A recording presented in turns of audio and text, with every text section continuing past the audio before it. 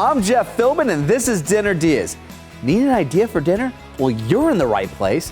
Today, more of our favorite recipes from some of our favorite restaurants. We've got Schnitzel made with Swordfish, how to make Focaccia bread without the need for kneading, plus a simple dish with a spicy twist as we make jerk chicken.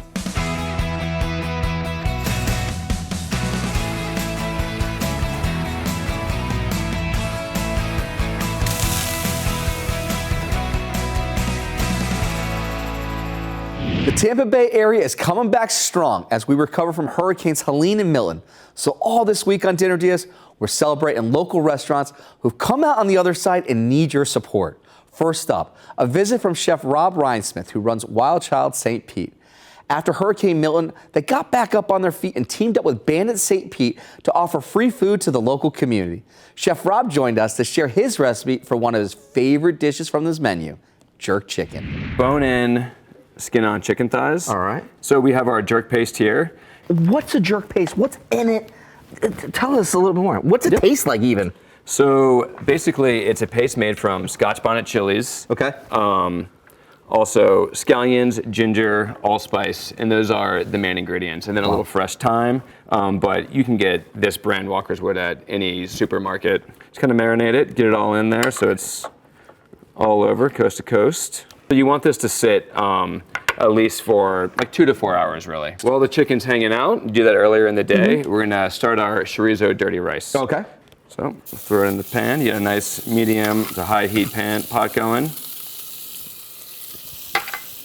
I love working with chorizo. Is this a sausage that you like as well? Like a lot? Is this something that you're having quite a bit? I love all pork sausages, especially chorizo, because it's got the nice heat to it, lots of flavor going on. It just makes simple things such as rice, you know, or any kind of vegetable, or even in sauces, you know, really flavors pop. In the meantime, this chorizo is looking pretty good. I'm gonna go ahead and strain off some of this fat. Okay. Here. This is not traditional Jamaican dish. This is more taking flavors from New Orleans and taking the Holy Trinity to do this dirty rice. We got onion, okay, celery, and some poblano pepper. Nice. Season with salt. You know what I like is that you could have gone all in and just been, hey, it is going to be the Jamaican way of doing this. But no. Like, let's have some fun. Yeah. Cooking allows you the opportunity to just spice things up your own way. Season as we go, salt and pepper. We can go ahead and add that chorizo back in there. Okay, the cooked chorizo. Let it cook all together. Do a little garlic in here too. Okay. So a little trick I like to do for garlic, instead of trying to slice it, chop it, I always just love using the microplane. It's great for like grating cheese, nutmeg, like I said, garlic I always like to use it for, and it saves you the step of 100% slicing and chopping stuff. You can go ahead and add that rice. All right. This type of rice too, like this is almost like a peel-off method. Yeah. We're gonna season these with a little bit of neutral oil. This is canola oil, just so it prevents sticking.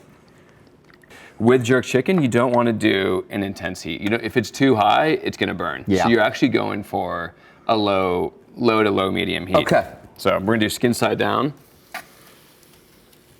because you want the skin to the fat to render before it burns. Okay. And all these spices in there too it'll burn actually faster. Yeah. So how long will that take then?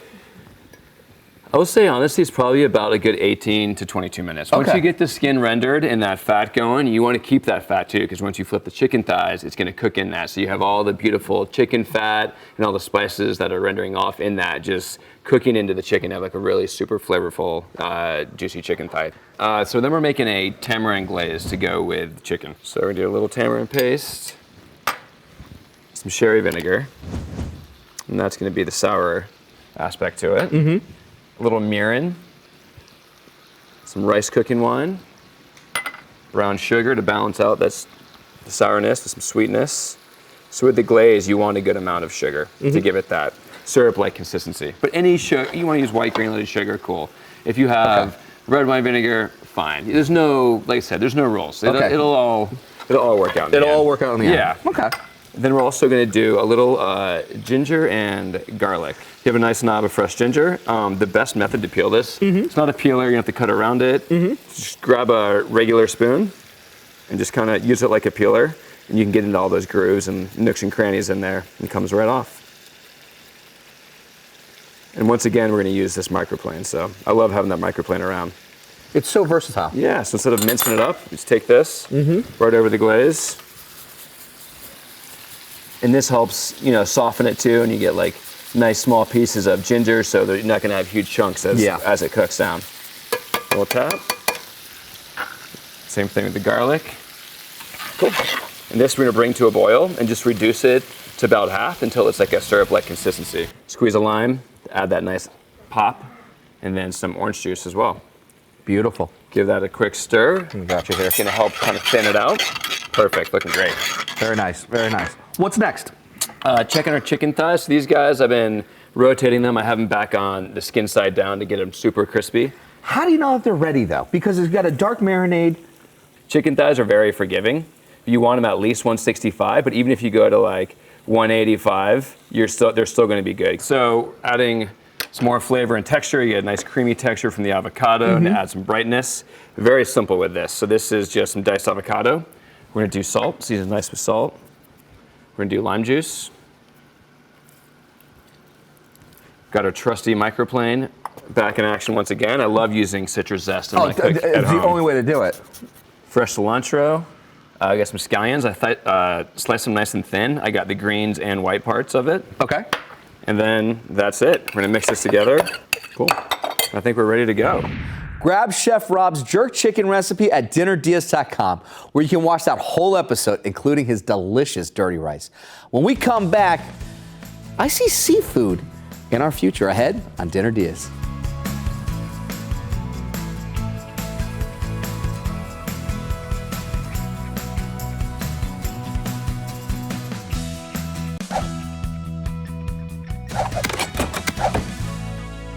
Welcome back to Dinner Dias.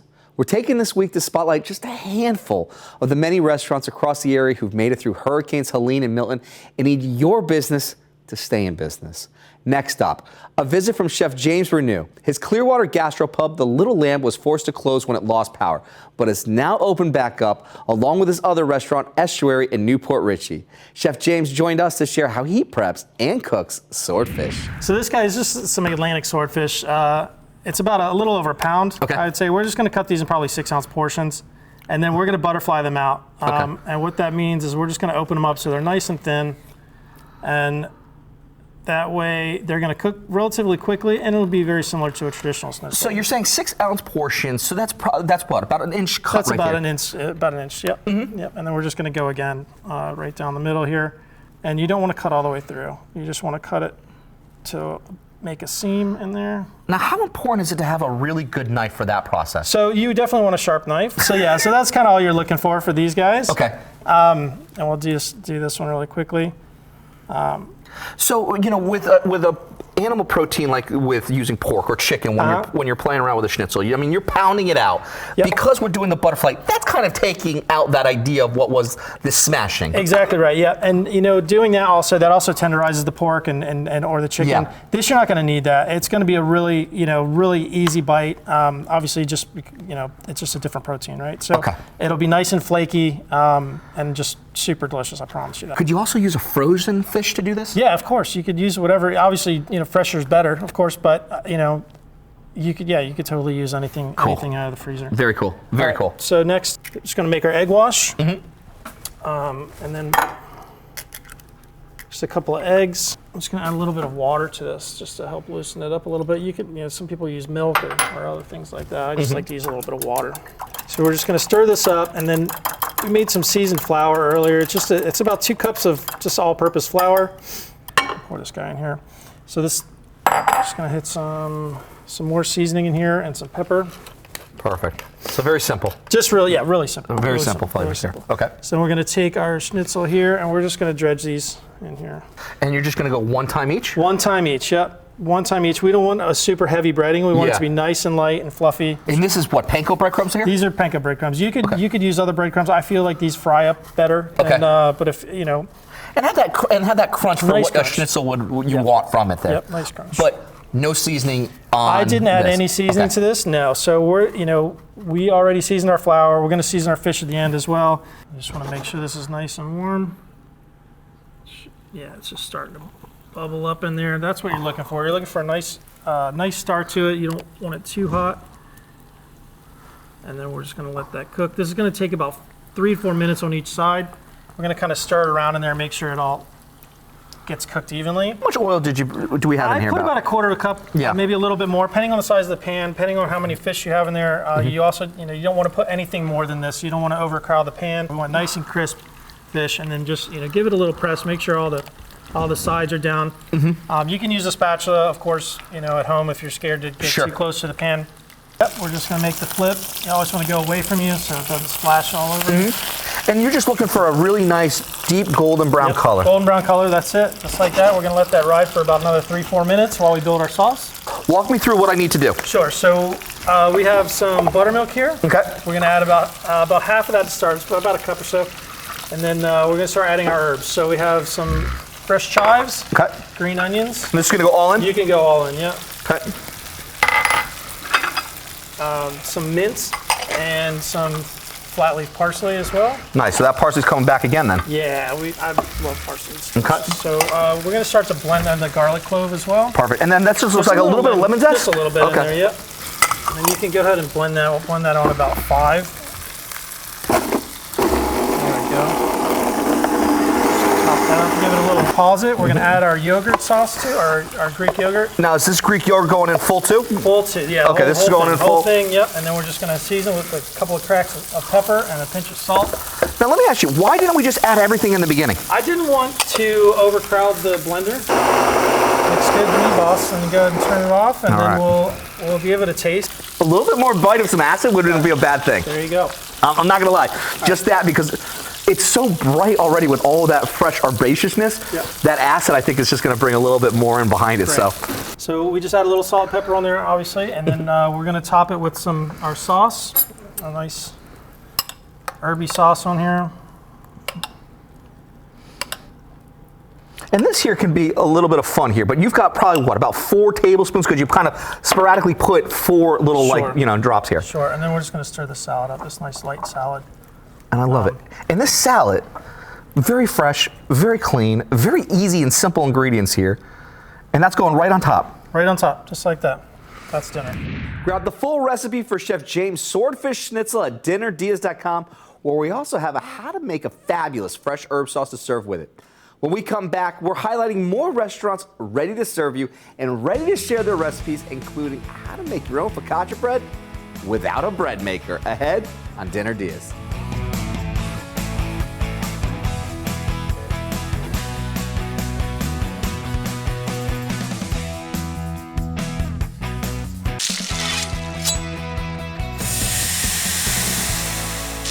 Welcome back to Dinner Dias. This week we're showcasing some of the hardworking restaurants across the area who've raced to get back open to serve the communities after Hurricanes Helene and Milton.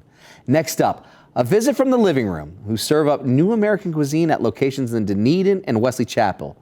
They've been giving back by offering 50% off on Mondays for any frontline workers, whether they've been impacted by the storm or just want a place to relax and recharge. Their executive sous chef, Madison Nienaber, joined us to share how to make your own focaccia bread with no need for a bread maker and no kneading whatsoever. All right, so how do we get started with this focaccia bread? Let's go ahead and add our flour in here, specifically bread flour. Bread flour, so you do not want to use all-purpose flour. No. Why? Because it just won't rise as well. It doesn't have the right gluten content in there. Okay. Now we add our yeast and our salt in there. So all your dry ingredients are going in right now. And now we add in our additions, which are for flavor. A little garlic confit. How did you make the garlic confit? Because so many people think about that. What is garlic confit? It's just a slow roasted garlic and oil, and that oil you can actually use, you can put that on your steak and marinate anything with it. Okay. And it gives it that great flavor. And you also have a burst of some sweetness as well, because I saw you add tomatoes? Yeah, so these are actually blister tomatoes, which are tomatoes that you essentially cook on a very high heat for a very short amount of time. Okay. And what you're doing is they turn a little black because you're blistering them, and the skin starts peeling off actually, just like a blister on a person. All right. Then you want to make sure you use nice warm water to actually activate this yeast a little bit. How important is it to have warm water? Not cold water, not hot water, but warm water. What's the ideal temperature for warm water? All right, this is actually very important because if the water is cold, then that yeast will stay dormant. So that yeast will not come alive and your bread will be very flat. Okay. So by using that warm water, you're activating the yeast and getting it ready to grow. So warm water will help with that whole rising property. Now, what about hot water? Would that go even double the rise? Or no, you don't want to even go that direction, Jeff. Why are you even asking the question, Jeff? That might essentially actually kill the yeast. Yeast is a living organism, so using hot water would just essentially kill it. And then So this is all about science and technique and everything, because I also see that you're working with a scale as well. Yeah, so you want to make sure you measure everything out in grams because it's very exact and very precise. 1 little gram off could actually set the whole thing off.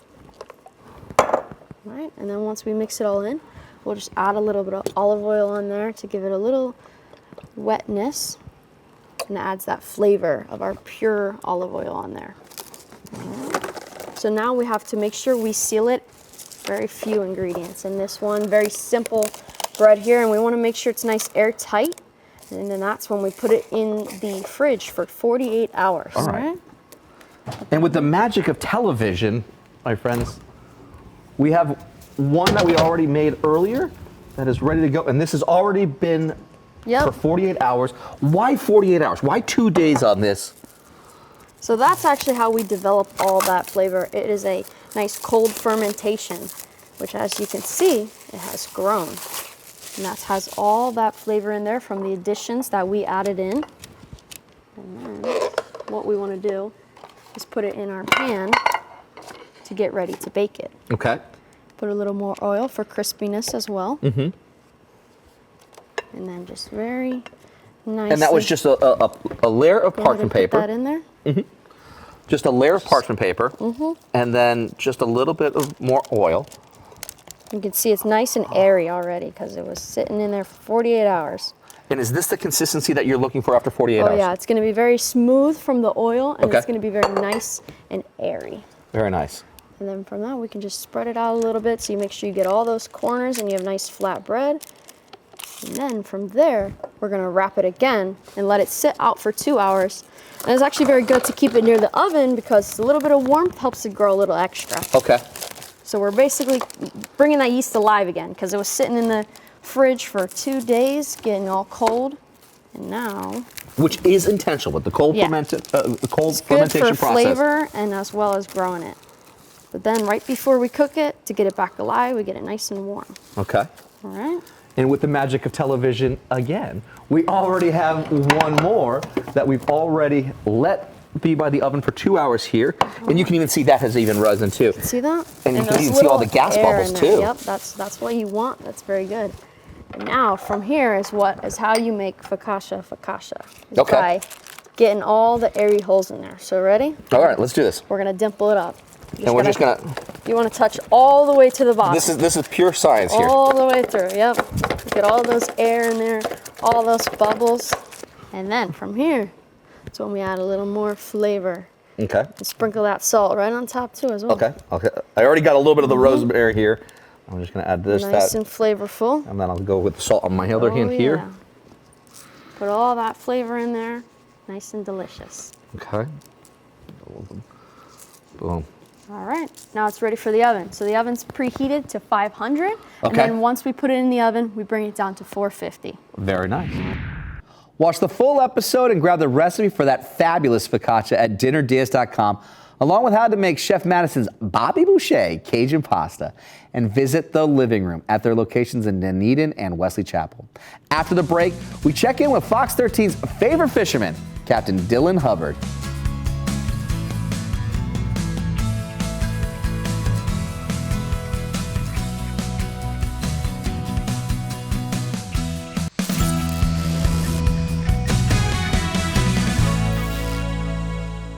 Welcome back to Dinner DeeAs. It's not just restaurants who've been dealing with damage from the hurricanes. Captain Dylan Hubbard is best known on this station for his Friday fishing forecast, but his family's marina almost lost their dock in the storms and rebuilt in less than 10 days. Captain Hubbard joined us to cook a fresh catch with a family recipe for baked grouper. And now we're cooking up our catch with a family recipe? Oh yeah, we're gonna take this red grouper and coat it in some mayonnaise and some extra special seasonings and really make a great dish. Sounds like a plan. And this is where the family secret comes in. This is the family secret part. Coating in mayonnaise. And the reason we do that is to lock in that moisture. Everybody likes a fried fish, right? And the main reason a lot of people like fried fish, in my opinion at least, is that crunchiness, that texture, and that mayonnaise can kind of substitute that. And it cooks off. A lot of people are like, ew, mayonnaise. I'm not a huge mayonnaise fan myself. Like, I'm not gonna be going crazy with the mayo if I'm making a sandwich or something like that. But this recipe, you want to be a little liberal with the mayonnaise just because it does cook off. It's not like you're ingesting all the mayonnaise that you're putting on the dish. Grab Captain Dylan's family recipe for his baked grouper at dinnerdeas.com, where he also shared his secrets for selecting seafood. We also have a link to his website where you can book a fishing trip. Because as a wise man once said, if you're just too busy to go fishing, you're just too busy. And don't forget, restaurants and businesses across the area need you now. So whether it's someone we showcase, your nearest neighbor, pay them a visit, be kind, and help them get back on their feet. I'm Jeff Philbin. Thanks for watching, and see you next time for more Dinner Dias.